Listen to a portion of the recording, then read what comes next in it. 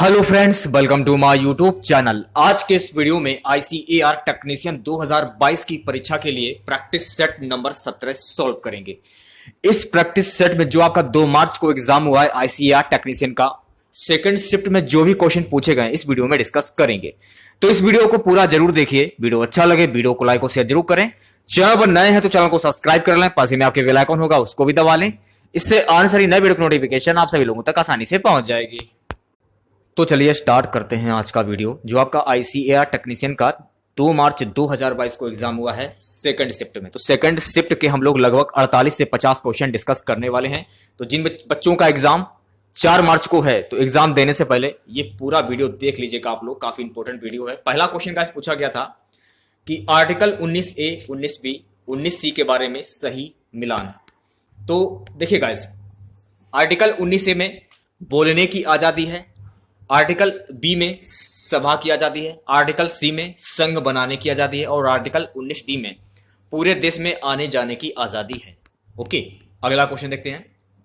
दूसरा क्वेश्चन पूछा गया था कि संविधान की धारा 371A किस राज्य को विशेष अधिकार देती है।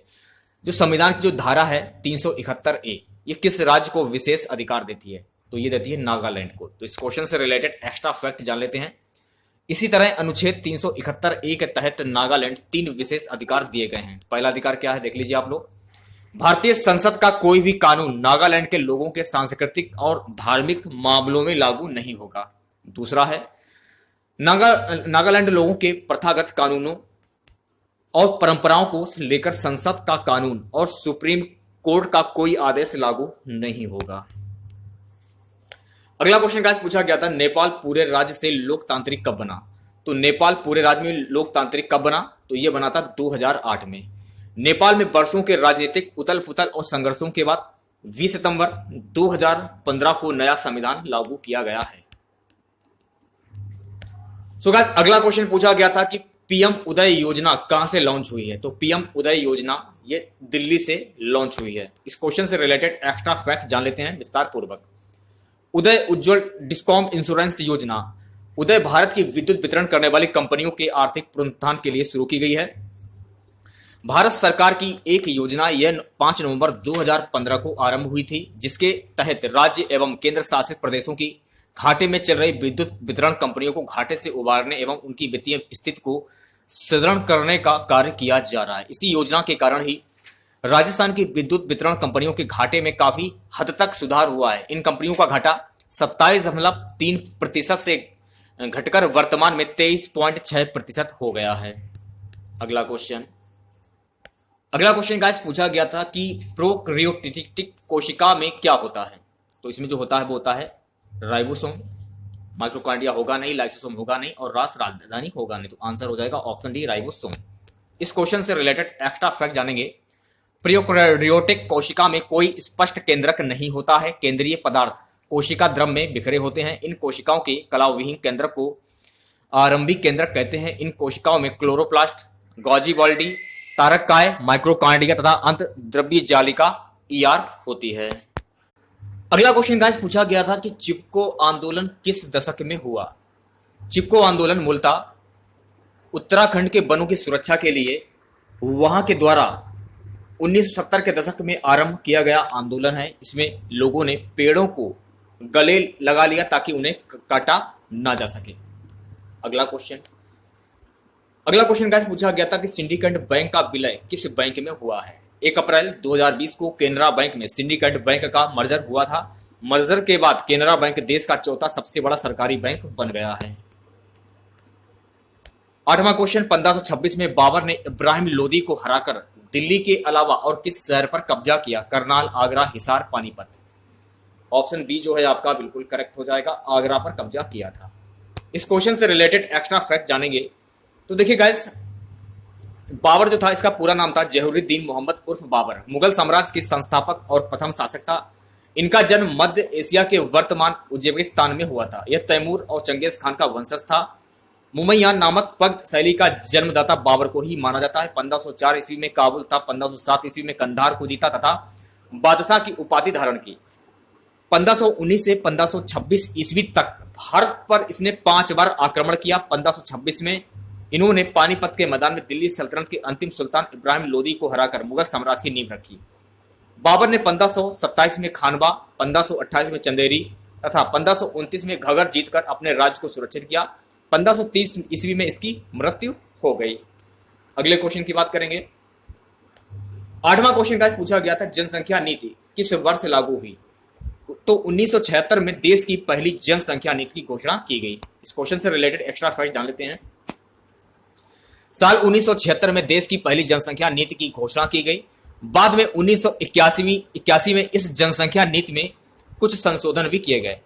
इस जनसंख्या नीति के तहत जन्म दर तथा जनसंख्या वृद्धि में कमी लाना, विवाह की न्यूनतम आयु में वृद्धि करना, परिवार नियोजन को प्रोत्साहित करना और महिला शिक्षा पर विशेष जोर देने का लक्ष्य रखा गया था। 9वां क्वेश्चन, भारत के महारजिस्ट्रार और जनगणना आयुक्त का गठन कब हुआ? तो भारत के महारजिस्ट्रार और जनगणना आयुक्त का गठन हुआ था 1961 में। इस क्वेश्चन से रिलेटेड एक्स्ट्रा फैक्ट जान लेते हैं। भारत की पहली संपूर्ण जनगणना 1881 में हुई। 1949 के बाद यह भारत सरकार के गृह मंत्रालय के अधीन भारत के महारजिस्ट्रार एवं जनगणना आयुक्त द्वारा कराई जाती है।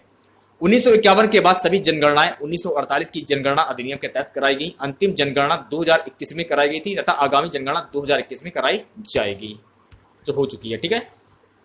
अगला क्वेश्चन गाइस पूछा गया था कि वृषण जो होता है ये किसमें उपस्थित होते हैं? तो वृषण जो है स्क्रोट्रम और अंडकोश में उपस्थित होते हैं। इसके बारे में जान लेते हैं। वृषण सभी पशुओं तथा मानव में पाया जाने वाला नर जनन ग्रंथि है। जिस प्रकार मादा नारियों में डिंब ग्रंथि या अंडाशय होती है, उसी प्रकार नरों में वृषण होता है। वृषण के 2 कार्य हैं, शुक्राणु का निर्माण तथा पुंजन। एंड्रोजन का निर्माण मुख्यतः टेस्टोस्टेरोन नामक पुंजन का निर्माण होता है। नेक्स्ट क्वेश्चन पूछा गया था गाइस, उत्तल लेंस में वस्तु की फोकस और प्रकाश केंद्र के बीच रखी जाती है तो प्रतिबिंब की प्रकृति क्या होगी? तो प्रतिबिंब की प्रकृति होगी आभासी, सीधा, वस्तु से बड़ा। इस क्वेश्चन से रिलेटेड एक्स्ट्रा फैक्ट जान लेते हैं। जब वस्तु फोकस बिंदु पर होती है तो लेंस के दूसरी तरफ अनंत पर प्रतिबिंब बनेगा, तो A2 से मेल खाता है। जब वस्तु वक्रता के केंद्र पर होती है तो लेंस के दूसरी तरफ वक्रता के केंद्र पर प्रतिबिंब बनेगा। अगले क्वेश्चन की बात करेंगे। सो गाइस, अगला क्वेश्चन पूछा गया था कि BRO की स्थापना कब और भारत के किस क्षेत्र से हुई है? तो BRO की स्थापना 7 मई 1960 ईस्वी को हुई थी। इस क्वेश्चन से रिलेटेड एक्स्ट्रा फैक्ट जान लेते हैं। BRO को बोलते हैं सीमा सड़क संगठन। भारत के सीमांत क्षेत्रों में सड़क नेटवर्क का निर्माण तथा प्रबंधन करता है। यह संगठन अफगानिस्तान, भूटान, म्यांमार और श्रीलंका में भी अधोसंरचना निर्माण कार्य करते हैं। इसकी स्थापना 7 मई 1960 को की गई थी। इसका मुख्यालय नई दिल्ली में स्थित है। सो गाइस, अगला क्वेश्चन पूछा गया था 88 GM CO2 का ने कितने कार्बन परमाणु? ये क्वेश्चन पूछा गया था। अगला क्वेश्चन गाइस पूछा गया सती प्रथा का अंत कब किया गया था? तो सती प्रथा का अंत कब किया गया था? 1829 ईस्वी में। किसके द्वारा? गवर्नर लॉर्ड विलियम बेंटिक की सहायता की मदद से सती प्रथा का अंत किया गया था। इसके बारे में जान लेते हैं। 4 दिसंबर साल 1829 को लॉर्ड विलियम बेंटिक की अगुवाई और राजा राम मोहन राय जैसे भारतीय समाज सुधारकों के प्रयासों से सती प्रथा पर भारत में पूरी तरह से रोक लगा दी गई थी। अगला क्वेश्चन देखेगा, द्वितीय पिछड़ा वर्ग आयोग मंडल कमीशन कब बनाया गया था? तो 1979 में मोरारजी देसाई सरकार द्वारा विदेश्वरी प्रसाद मंडल के नेतृत्व में। इस क्वेश्चन से रिलेटेड एक्स्ट्रा फैक्ट जानेंगे। मंडल आयोग सन 1979 में तत्कालीन जनता पार्टी की सरकार द्वारा स्थापित किया गया था। इस आयोग का कार्यक्षेत्र सामाजिक एवं आर्थिक रूप से पिछड़ों की पहचान कराना था। श्री विदेश्वरी प्रसाद मंडल इसके अध्यक्ष थे। 16वां क्वेश्चन, इलेक्शन कमीशन चुनाव आयोग का क्या कार्य शक्ति नहीं है? ग्राम पंचायत का चुनाव, आचार संहिता के नियम, नगर निगम का चुनाव, लोकसभा राज्यसभा के सदस्यों की नियुक्ति। ऑप्शन डी जो है आपका बिल्कुल करेक्ट हो जाएगा, लोकसभा और राज्यसभा के सदस्यों की नियुक्ति। इस क्वेश्चन से रिलेटेड एक्स्ट्रा फैक्ट जानेंगे। पूरे देश में भारतीय चुनाव आयोग का एक ही अलग ही सम्मानित स्थान होता है, जिसका गठन 25 जनवरी 1950 को किया गया था। चुनाव आयोग को एक प्रकार से स्वतंत्र संवैधानिक संस्था कहा जाता है। यह एक ऐसी संस्था है जिसका प्रमुख काम चुनाव में किसी भी तरह की बाधा उत्पन्न ना हो और उसे चुनाव को बहुत ही आसानी पूर्वक संपन्न किया जा सके। 17वां क्वेश्चन देखिएगा गाइस आप लोग। क्वेश्चन है सिडबी भारतीय लघु उद्योग विकास बैंक, तो SIDBI इसका फुल फॉर्म होता है भारतीय लघु उद्योग विकास बैंक। इसकी स्थापना कब की गई थी? तो इसकी स्थापना 2 अप्रैल 1990 को की गई थी। इसके बारे में जान लेते हैं। भारतीय लघु उद्योग विकास बैंक सिडबी की स्थापना 2 अप्रैल 1990 को संसद के एक अधिनियम के तहत सूक्ष्म लघु और मध्यम उद्यम एमएसएमई क्षेत्र के संवर्धन, वित्त पोषण एवं विकास के लिए और साथ ही इसी तरह की गतिविधियों में संलग्न संस्थाओं के कार्यों का समन्वय करने हेतु प्रमुख वित्तीय संस्था के रूप में की गई थी। तो इस क्वेश्चन से आप लोगों को इतनी जानकारी प्राप्त हो जाती है। अगला क्वेश्चन, एक क्वेश्चन संविधान भाग 14 से पूछा गया, तो इसके बारे में जानेंगे हम लोग। भाग 14 संघ और राज्यों की अधीन सेवाएं के अंतर्गत ये आ जाता है। तो संघ या राज्य की सेवा करने वाले व्यक्तियों की पदाविधि इस संविधान द्वारा अभियुक्त रूप से यथा उपबंधित के सिवाय प्रत्येक व्यक्ति जो रक्षा सेवा का या संघ की सिविल सेवा का या अखिल भारतीय सेवा का सदस्य है अथवा रक्षा से संबंधित कोई पद या संघ के अधीन कोई सिविल पद धारण करता है, राष्ट्रपति के प्रसाद पर्यंत पद धारण करता है। अगला क्वेश्चन गाइस पूछा गया था कि कॉमनवेल्थ वेट लिफ्टिंग चैंपियनशिप में किस भारतीय खिलाड़ी ने मेंस 55 किलोग्राम स्नैक कैटेगरी में 113 किलो का वजन उठाकर राष्ट्रीय रिकॉर्ड बना दिया है? तो किसने बना दिया है? संकेत महादेव सेगर ने गोल्ड मेडल जीता और इन्होंने एक रिकॉर्ड बना दिया है।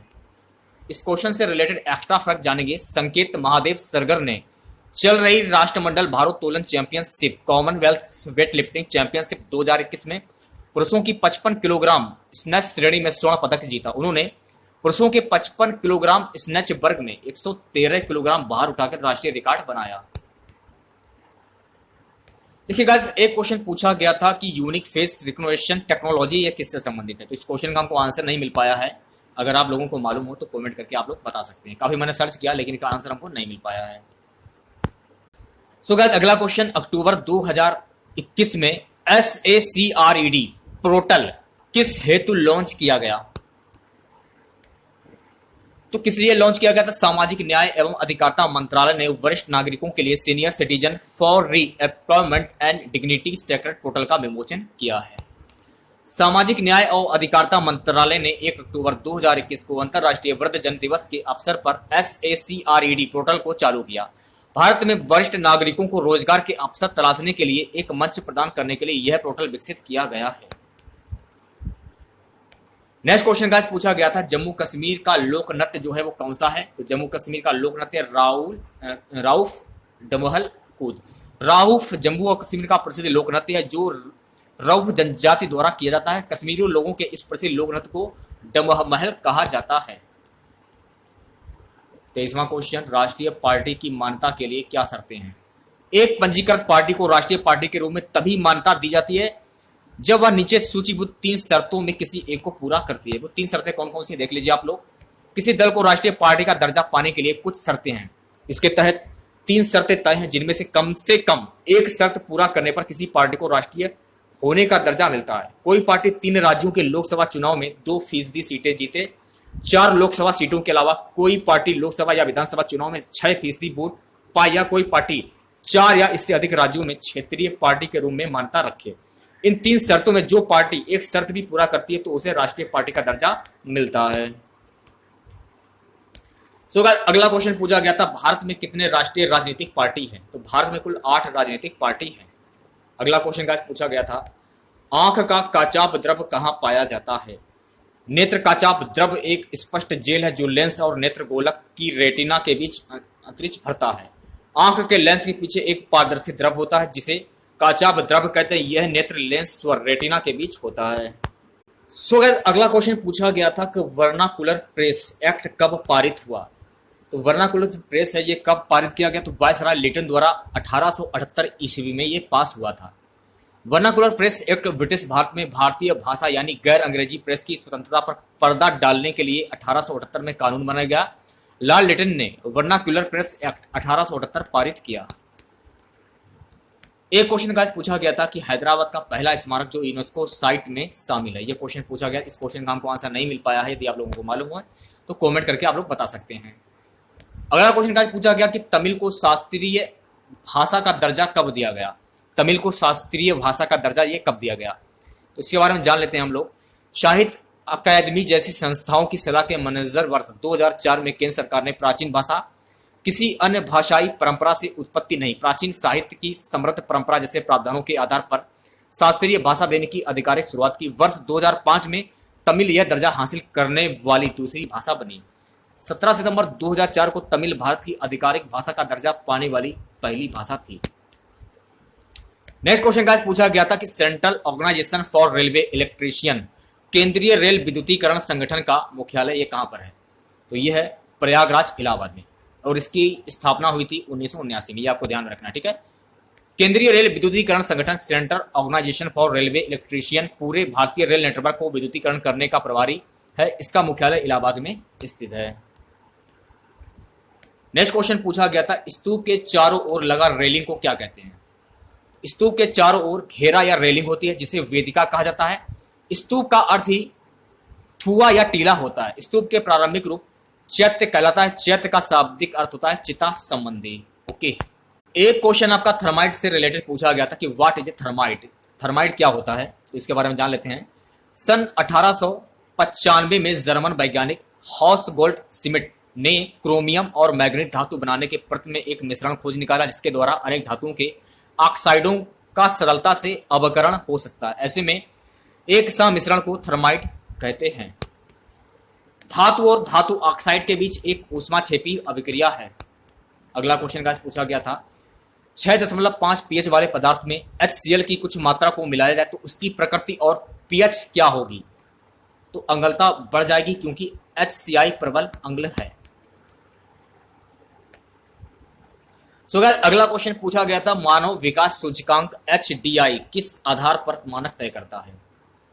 मानव विकास सूचकांक जीवन प्रत्याशा, शिक्षा और प्रति में देशों की औसत उपलब्धि को मापता है। इस क्वेश्चन से रिलेटेड एक्स्ट्रा फैक्ट जानेंगे। मानव विकास सूचकांक HDI, इसका फुल फॉर्म होता है ह्यूमन डेवलपमेंट इंडेक्स। ये क्या है? मानव विकास सूचकांक HDI संयुक्त राष्ट्र यूनाइटेड नेशन के संयुक्त राष्ट्र विकास कार्यक्रम UNDP द्वारा प्रति वर्ष जारी होने वाला एक वार्षिक रिपोर्ट है जो कि विभिन्न देशों की जीवन प्रत्याशा, शिक्षा और आय के मानकों के आधार पर प्रकाशित की जाती है।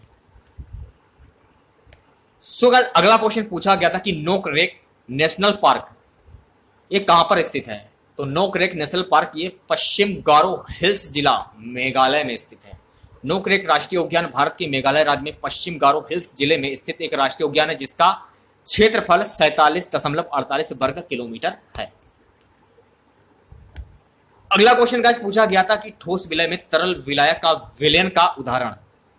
चीनी और जल का विलयन एक तरल घोल में ठोस का उदाहरण है। इसमें चीनी विलय और जल विलायक है। दूसरा है आयोडीन और एल्कोहल का विलयन जिसे टीचर आयोडीन के नाम से जाना जाता है। इसमें आयोडीन विलय और एल्कोहल विलायक है। सो गाइस, अगला क्वेश्चन पूछा गया था 2021-22 senior women's national football championship में कौन सी टीम चैंपियन बनी है? मणिपुर चैंपियन बनी है और उप विजेता जो है वो रेलवे। इस क्वेश्चन से रिलेटेड एक्स्ट्रा फैक्ट जानेंगे विस्तार पूर्वक। केरल के कोझिकोड में EMS स्टेडियम में फाइनल में रेलवे पर नाटकीय पेनल्टी शूटआउट जीत के बाद मणिपुर ने अपने सीनियर महिला राष्ट्रीय फुटबॉल चैंपियनशिप ताज का सफलतापूर्वक बचाव किया। नियमन और अतिरिक्त समय में गोल करने के अवसरों की कमी के बाद मैच 0-0 के स्कोर के साथ पेनल्टी पर चला गया। मणिपुर की गोलकीपर ओकराम रोशनी देवी ने 3 बचाव करके अपनी टीम को इस स्तर पर अपना 21वां खिताब दिलाया। अगला क्वेश्चन का पूछा गया था भारत की पहली शारीरिक राष्ट्रीय योगासन चैंपियनशिप का आयोजन कहां पर किया गया? तो 11 से 13 नवंबर 2021 तक भुवनेश्वर उड़ीसा में किया गया। इस क्वेश्चन से रिलेटेड एक्स्ट्रा फैक्ट जानेंगे। भारत की पहली राष्ट्रीय योगासन स्पोर्ट्स चैंपियनशिप भुवनेश्वर में स्थापित। भारत की पहली शारीरिक राष्ट्रीय योगासन चैंपियनशिप फिजिकल नेशनल योगासन चैंपियनशिप का आयोजन 11 से 13 नवंबर 2021 तक भुवनेश्वर उड़ीसा में किया गया है। 38वां क्वेश्चन गाइस पूछा गया था किस राज्य में पवन ऊर्जा का सर्वाधिक उत्पादन होता है? तो तमिलनाडु में पवन ऊर्जा का सर्वाधिक उत्पादन होता है। इस क्वेश्चन से रिलेटेड एक्स्ट्रा फैक्ट जानेंगे। तमिलनाडु राज्य पवन से ऊर्जा उत्पन्न करने के मामले में अग्रणी है। मार्च 2010 के अंत तक 4879.765 मेगावाट। अगला क्वेश्चन गाइस पूछा गया था कि बजट 2021 में कौन सा पोषण मिशन लॉन्च किया गया है? तो बजट 2021 में मिशन मिशन जो है आपका प्रोत्साहन 2.0 लॉन्च किया गया है। भारत सरकार ने इस वर्ष बजट में मिशन पोषण 2.0 की शुरुआत करने की घोषणा की है, जिसके तहत पोषणगत मात्रा, डिलीवरी, आउटरीच तथा परिणाम को सुदृढ़ बनाने का लक्ष्य निर्धारित किया गया है। इसके अलावा भारत सरकार ने संपूरक पोषण कार्यक्रम और पोषण अभियान का विलय करने का निर्णय इस वर्ष के बजट में पेश किया। तो मिशन प्रोटीन 2.0 के बारे में आप लोगों को इतनी जानकारी प्राप्त हो जाती है कि मिशन प्रोटीन 2.0 में क्या क्या है, क्या क्या नहीं है। मैंने आप लोगों को हर चीज बता दी है, ठीक है। तो ये भी क्वेश्चन मैंने आपको कराया था अपने मॉक टेस्ट में। अगर आप लोगों ने हमारा मॉक टेस्ट आप लोग देते होंगे तो आपने ये क्वेश्चन जरूर देखा होगा। अगला क्वेश्चन गाइस पूछा गया था कि प्रोटेक्टिव फूड्स का उदाहरण। तो प्रोटेक्टिव फूड्स का उदाहरण कौन कौन, इसको बोलते हैं सुरक्षात्मक खाद्य पदार्थ, विटामिन और खनिज। इसमें हरी पत्तेदार सब्जियां, अन्य सब्जियां, फूल, अंडा, दुग्ध और दुग्ध उत्पाद और मांसाहारी खाद्य पदार्थ शामिल हैं। नेक्स्ट क्वेश्चन पूछा गया था एफसीआई कितने गेहूं और चावलों को एकत्रित कर सकता है जो भारतीय मापदंड नियम के अनुसार बहुत कम या बहुत अधिक हैं। अगला क्वेश्चन गाइस पूछा गया पुस्तक का नाम क्या था, जिसमें पूछा गया कि फ्रांस की किस पुस्तक में कार्यपालिका न्यायपालिका स्वतंत्रता का वर्णन किया गया है। इस क्वेश्चन से रिलेटेड एक्स्ट्रा फैक्ट जानेंगे। रूसो ने इसी विचार को आगे बढ़ाते हुए जनता और उसके प्रतिनिधियों के बीच एक सामाजिक अनुबंध पर आधारित सरकार का प्रस्ताव रखा। मात्सु ने the representative of the laws नामक रचना में सरकार के अंदर विधायिका, कार्यपालिका और न्यायपालिका के बीच सत्ता विभाजन की बात कही। अगला क्वेश्चन गाइस पूछा गया था कि पीर पंजाल काराकोरम पर्वत श्रृंखलाओं की औसत ऊंचाई से संबंधित एक प्रश्न पूछा गया था। तो पीर पंजाल पर्वतमाला के बारे में जान लेते हैं विस्तार पूर्वक। पीर पंजाल पर्वतमाला हिमालय की एक पर्वतमाला है जो भारत के हिमाचल प्रदेश व जम्मू और कश्मीर राज्यों और पाक अधिकृत कश्मीर में चलती है। हिमालय में धौलाधार और पीर पंजाल श्रृंखलाओं की ओर ऊंचाई बढ़ने लगती है और पीर पंजाल निचली हिमालय की सर्वोच्च श्रृंखला है। सतलुज नदी के किनारे यह हिमालय के मुख्य भाग से अलग होकर अपने एक तरफ व्यास और रावी नदियां और दूसरी तरफ चेनाब नदी रखकर चलने लगती हैं। पश्चिम में आगे जाकर उत्तरी पाकिस्तानी पंजाब और खैबर पख्तूनख्वा की पहाड़ियां गलियां इसी पीर पंजाल श्रृंखला का अंतिम कम ऊंचाई वाला भाग है। इसी में उत्तरी पंजाब का मरी हिल्स स्टेशन स्थित है। पाक अधिकृत कश्मीर के बाग जिले में गंगा चोटी पीर पंजाल श्रृंखला का एक प्रसिद्ध 3044 मीटर से 1900 करीब 87 फुट ऊंचा पर्वत व पर्यटन स्थल है। तो इस क्वेश्चन से आप लोगों को पीर पंजाल काराकोरम यानी कि पीर पंजाल पर्वतमाला के बारे में इतनी जानकारी प्राप्त हो जाती है। अगला क्वेश्चन, रूस की क्रांति में बोल्शेविक पार्टी किस में विश्वास करती थी। तो इस क्वेश्चन से रिलेटेड एक्स्ट्रा फैक्ट जानेंगे। रूसी सोशल डेमोक्रेटिक लेबर पार्टी का वह पक्ष बोल्शेविक पार्टी कहलाया जो दूसरे पक्ष में अपेक्षाकृत अधिक उग्र था और बुर्जुआवर के विरुद्ध सीधी क्रांति में विश्वास रखता था।